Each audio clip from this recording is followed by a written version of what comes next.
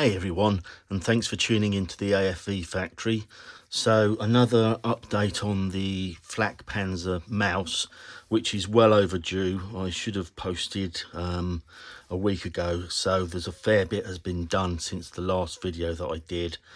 So I'll go through it with you, and I'll try and make it as brief as possible, but letting you know exactly what I've been doing. So all the painting is now complete.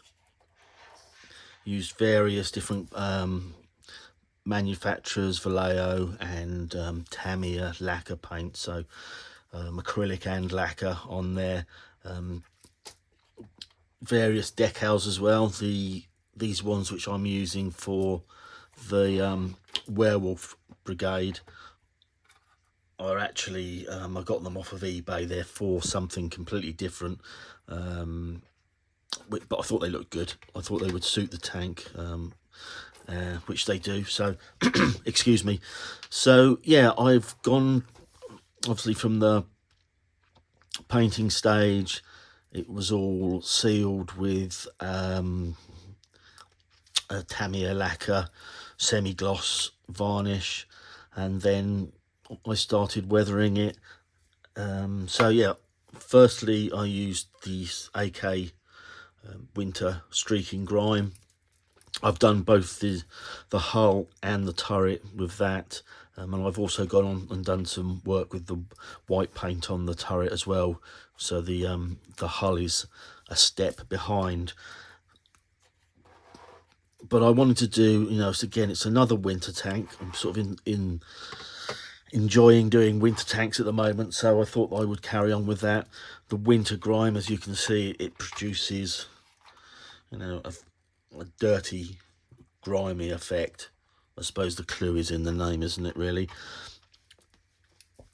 So yeah, it's essentially, I used it in a way that you would use artist oils, so mixing it, thinning it with odorless thinners, and then applying it and moving it about with a brush, and then removing some of it that I didn't like, or adding more into an area that I thought would require some more. Ultimately looking for a random pattern, or no pattern, random coverage, so there's more here and less there. So yeah, that's at a stage that I'm relatively pleased with. I know it will look better once I've gone over it again with the white, which I'm using titanium white, just Dahler and Rowney's artist oil paints, which I've used on the turret. So over the top of the AK, the winter grime. So again, it's just a case of chasing it around and again looking for that random pattern, or again I'm saying pattern, it's not a pattern, randomness. Got some good streaking going on the side of the turrets there, and the same on the rear. And the way I found that I do these, which at the moment is working for me pretty well, is I put some small blobs along the top, and then I also put some right down the bottom, so what you're getting is the downward streaking effect, but also then I'm going upwards with a brush, and that's taking that paint upwards, so you're almost getting a stalagmite effect, if you will, where you've got noticeable streaks starting at the top and coming down, and then vice versa.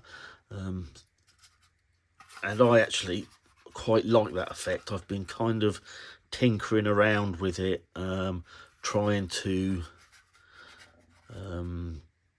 trying to learn a system that I can then say, right, this is how I'm going to now apply these particular paints, depending on what it is.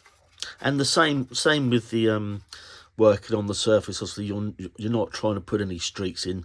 What you want is no streaks in it. You want it to appear just as it's been affected by the elements, whether it's rain or snow or what have you, movement of the crew about the top of it.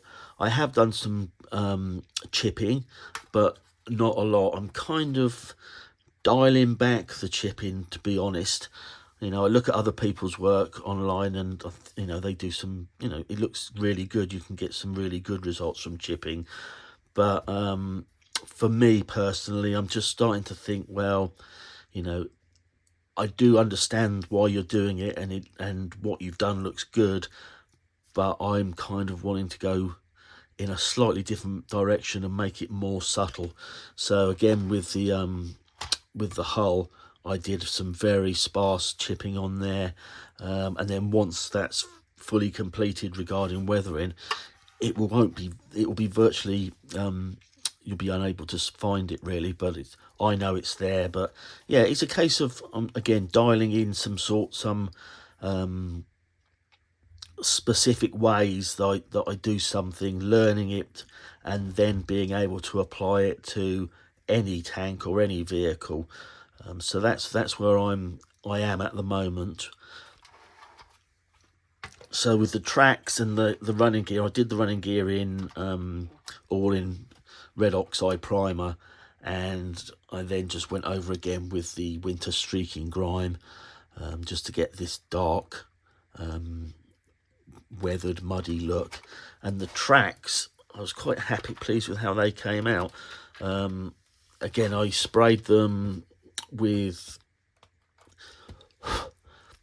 the Tamiya dark iron initially, and then again I went over this with an quite undiluted, almost neat coat with the winter streaking grime again, and it's a very dark green, as you can see there. It's not black, so it just leaves on the tracks, if you can see in there, this kind of, you get a metallic look, a grey and metallic look, and then the darker areas where the enamel has congregated into the linkage areas, that's remained quite dark, so you're getting the contrast, even though it's very subtle.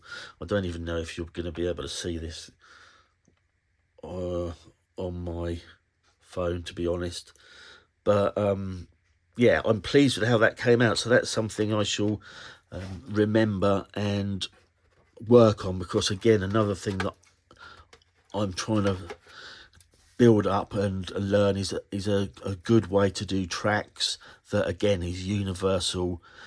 All you do is change the ingredients if you want. So winter is going to be dark, you know, blacks, greens, dark browns, wet or snow, and then the other end of the spectrum obviously is excuse me, either something like a desert or some very dry areas where essentially the tracks don't have any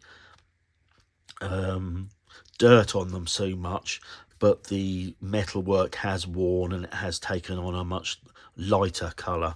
So yeah, it's good fun. I'm enjoying it, trying to sort of learn the science of it really. So yes, also what I've done, and I can't remember if I showed it on the last video, was the bar armour that I was building for each side.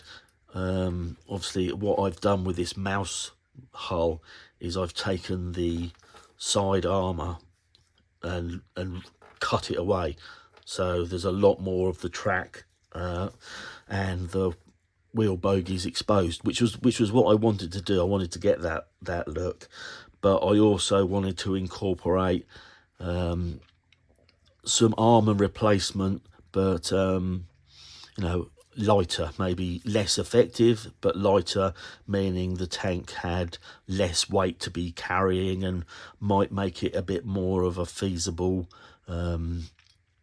vehicle. So I made these out of, I've got a few here, out of styrene rod and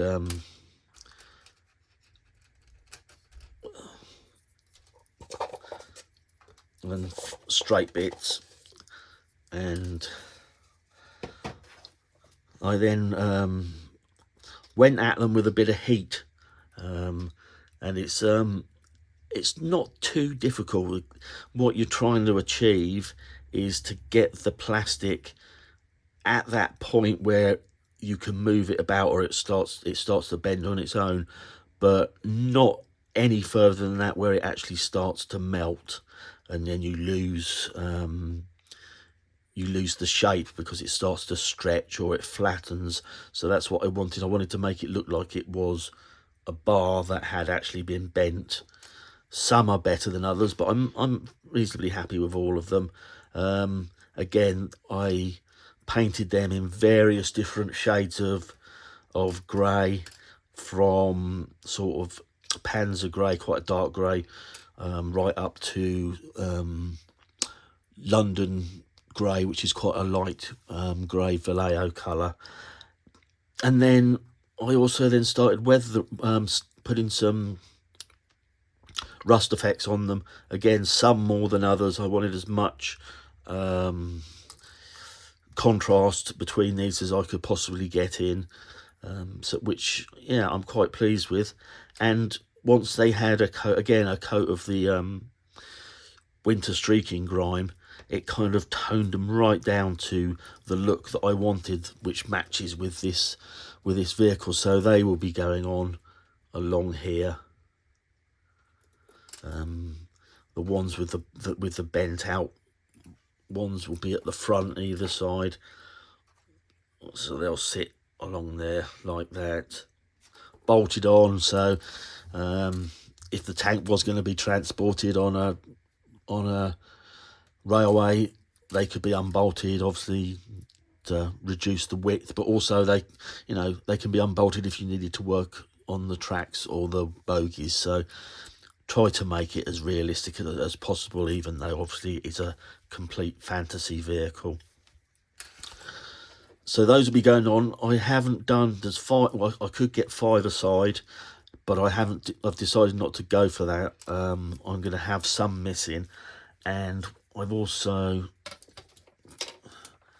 painted up some flat plastic styrene sheet in various colours, and these will go in one of the gaps where one of these is missing. These will go in there, all 3 in one place, to kind of get an idea that it would be, certainly better than nothing. One, if you just had one of these very thin, it's not going to be as effective as that, but maybe 3, one behind each other, is going to give a better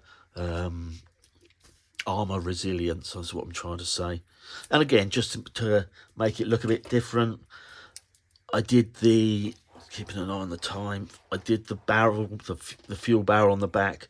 Again, I started off making it rusty. I did that for a former video. Someone asked me how I did the rusting. And again, I just decided to do some one colour, some the other, as if it's been painted and they've run out of paint, and so they've just picked up another colour of paint and carried on. Again, just to get some, it's all about getting some bits of randomness in. The cupola is primer. I've done some painting on the barrels where some of it's in white and some of it's in green, but at different lengths and at different intervals. And it's, yeah, and obviously the same as these are, get off, these are all different. And it's, for me, I just like the idea of getting some variety in it. It makes the vehicle more interesting, in my idea, in my thoughts. Using stuff that's you would see. You get these sort of colours are colours you're going to see. It's nothing out of a comic, but it just adds a bit of variety. So yeah, so we're getting towards the end of this build. As I say, I can now put this side armour on now that the tracks and the running gear are all in place. For anyone that was thinking this wouldn't work because the suspension bogies are only attached to the hull. There's nothing attaching them along the side here.